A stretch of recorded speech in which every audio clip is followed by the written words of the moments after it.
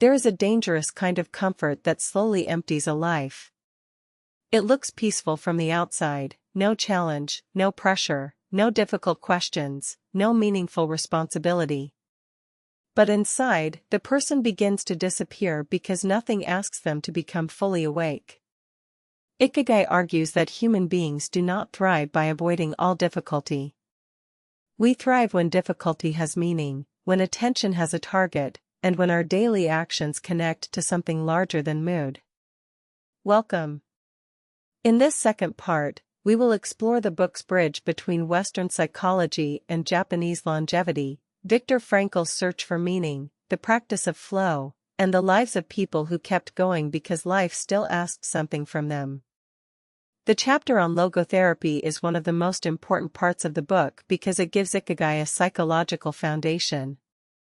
Viktor Frankl, a psychiatrist and Holocaust survivor, believed that the primary human drive is not pleasure or power, but meaning. People can endure extraordinary suffering if they have a reason to continue. Without meaning, even comfort can become unbearable. The authors use Frankl to show that purpose is not decoration added to a successful life. Purpose is structural. It helps the mind organize pain, fear, disappointment, and uncertainty. It gives a person a direction beyond immediate emotion. When someone knows why they must continue, they can bear much more than they thought possible. This does not mean suffering is good. It means suffering becomes less destructive when it is connected to meaning. A parent working hard for a child, an artist struggling to finish a work, a student enduring long training, a caregiver staying present through exhaustion, a patient fighting to recover. In each case, the difficulty is real, but it is not empty. The book also warns against becoming trapped in the past.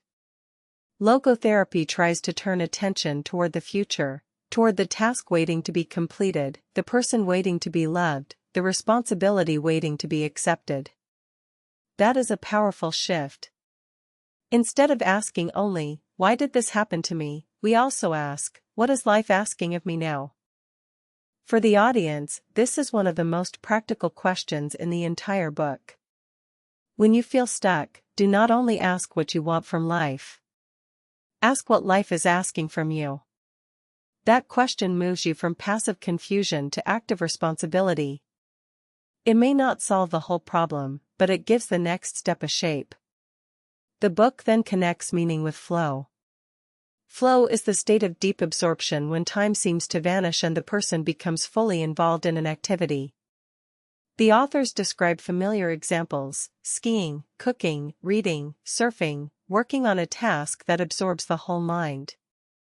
In flow, the ego becomes quieter. We are not constantly evaluating ourselves from the outside. We are inside the work. This is where Ikigai becomes more than a concept. If Ikigai is the reason we get up in the morning, flow is one of the ways we experience that reason during the day. A life with Ikigai is not only a life with a slogan. It is a life arranged so that meaningful absorption becomes possible. The book draws from the work of Mihai Csikszentmihalyi, who studied flow. The key idea is balance. If a task is too easy, we become bored. If it is too hard, we become anxious. Flow appears when challenge and skill meet at the right edge. The activity asks enough of us to require full attention, but not so much that we collapse. This explains why passive entertainment often leaves people unsatisfied. A person may spend hours scrolling, watching, consuming, and still feel strangely tired. The mind was stimulated, but not truly engaged. Flow is different. It leaves a deeper satisfaction because the person participated. They were not merely receiving impressions. They were shaping something. The book's message for work is subtle. It does not say every job is perfect or every task is inspiring. It says we can train attention and structure our work so that even ordinary tasks become more absorbing. We can set clear goals, reduce distractions, raise the level of challenge, practice skill, and focus on process rather than constant external reward. This matters because many people think they need to find passion before they can work deeply. Ikigai suggests that passion can also grow from sustained attention. When we give ourselves fully to a craft, a relationship, or a problem, meaning often becomes clearer.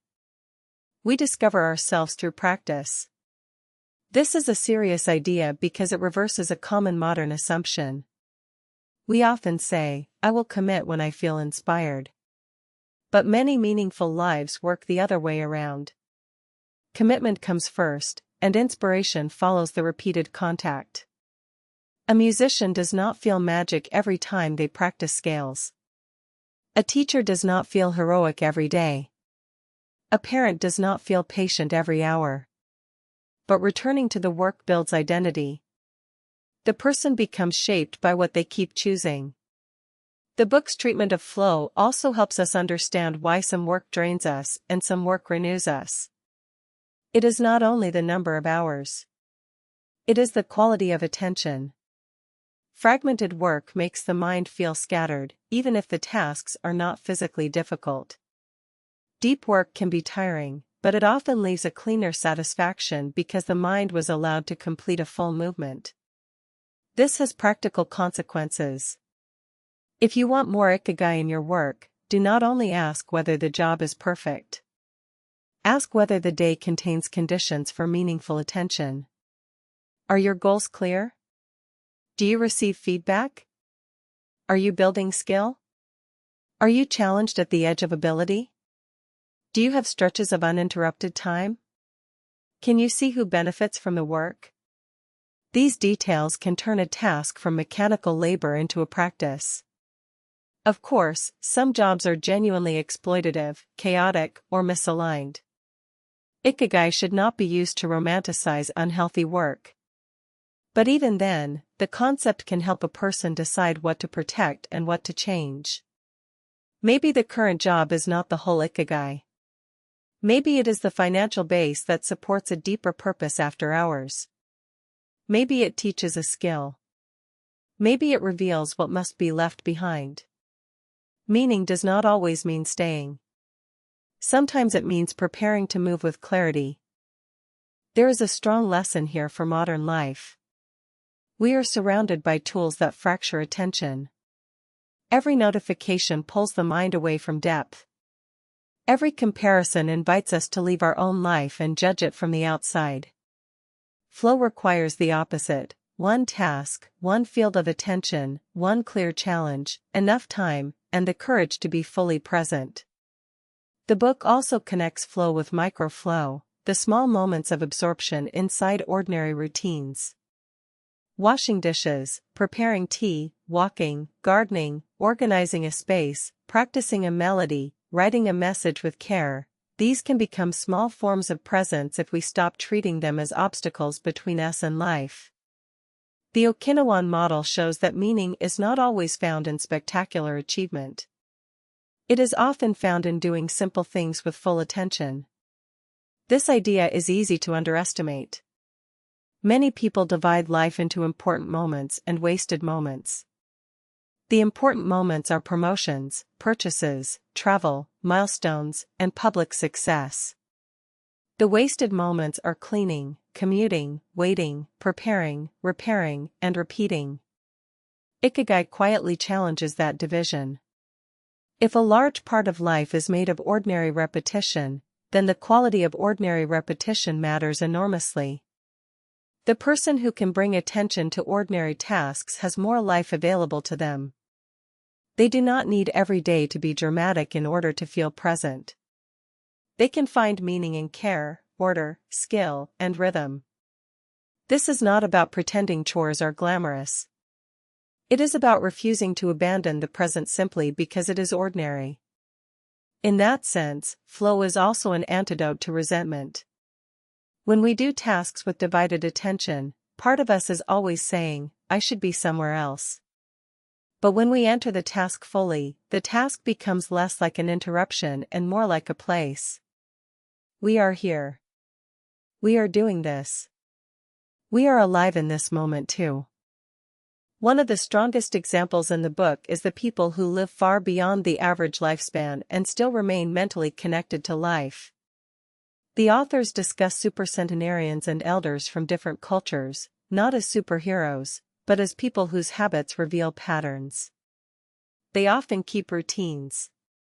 They eat moderately. They maintain relationships. They laugh. They stay active.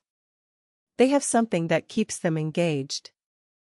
What stands out is that many of these people do not describe longevity as a technical achievement. They do not speak as if they solved life with a complicated formula. Their wisdom is usually simple: eat well, sleep, work, move, do not worry too much, keep good company, stay cheerful, keep your hands busy, keep learning, and do not let the mind become bitter. That simplicity can be easy to dismiss because it is not flashy. But the book asks us to take it seriously. Long life is often built from repeated ordinary choices. The body remembers whether we move. The nervous system remembers whether we live in chronic stress. The heart remembers whether we have people.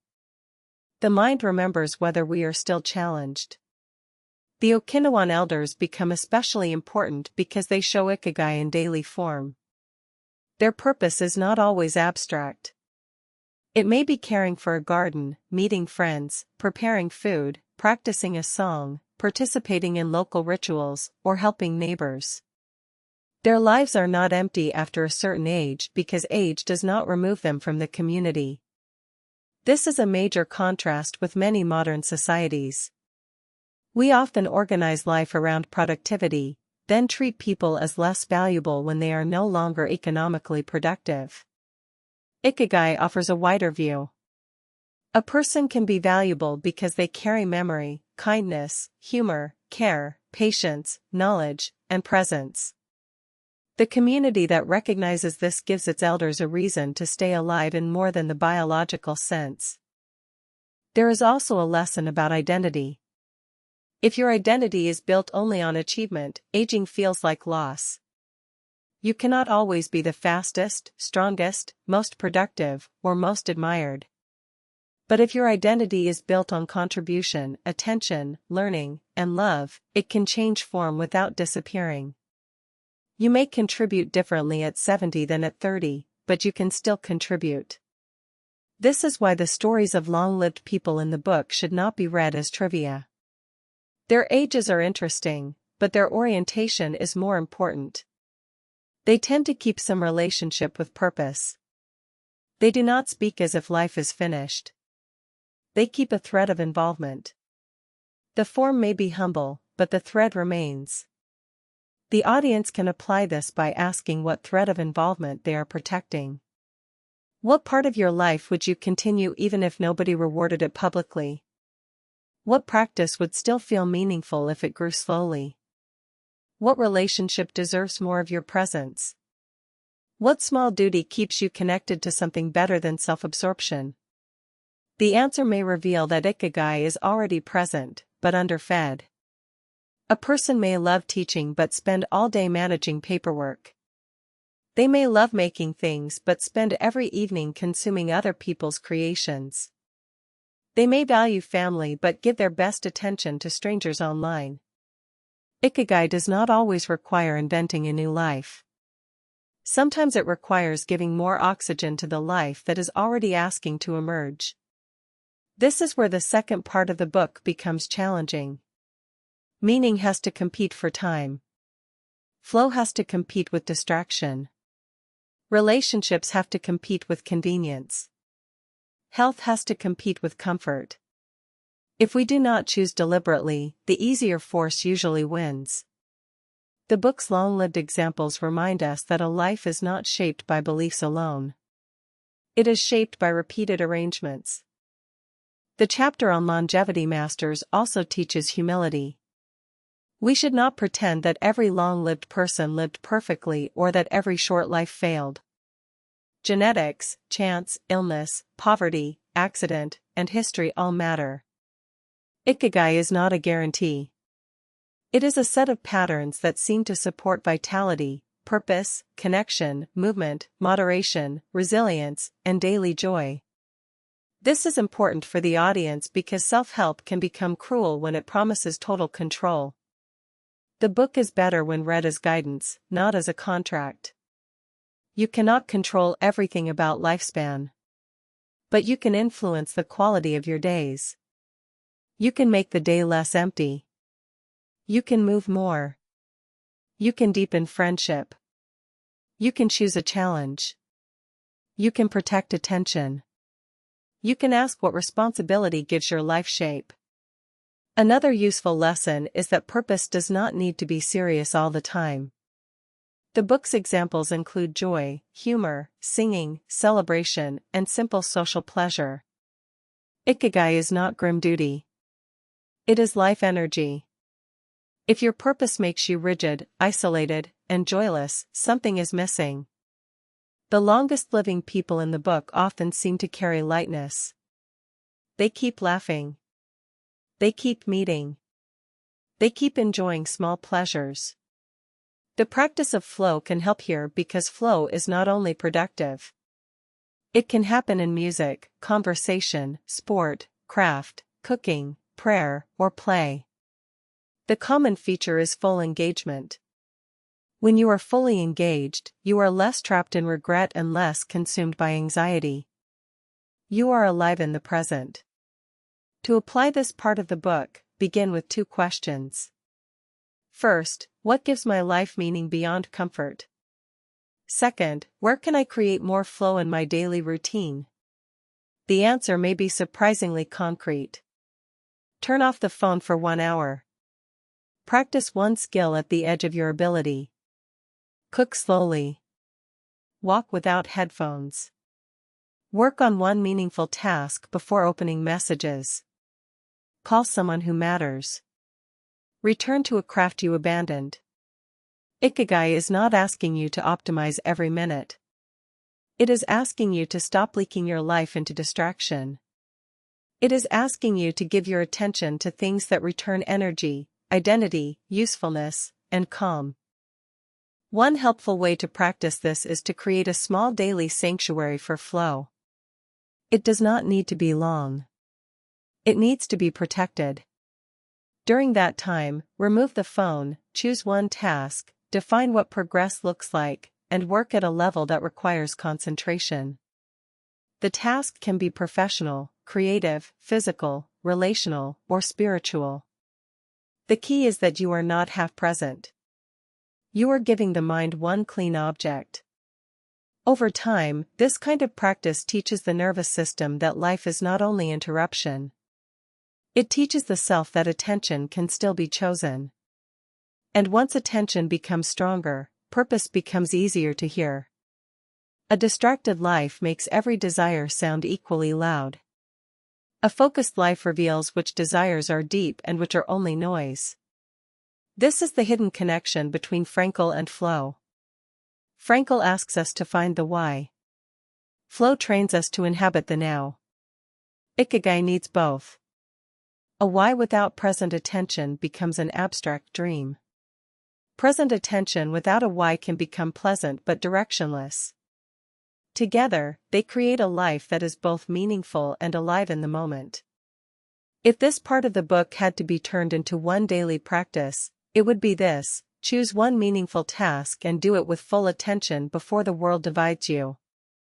It may be writing, study, caregiving, prayer, planning, exercise, craft, or honest conversation. Give it your best attention, not your leftover attention. Over time, that one protected act becomes a declaration about what your life serves. That declaration matters because the modern world is extremely good at assigning purposes to us. It tells us to be available, impressive, efficient, entertained, and constantly updated. Ikigai invites us to ask whether those purposes are truly ours. Meaning begins when we stop letting every outside demand define the center of the day. Frankl's contribution is meaning. Flow's contribution is attention. The elders' contribution is proof by example. Together, they show that a good life is not built only by thinking about purpose. It is built by practicing purpose until the day itself begins to carry meaning. Thank you for listening.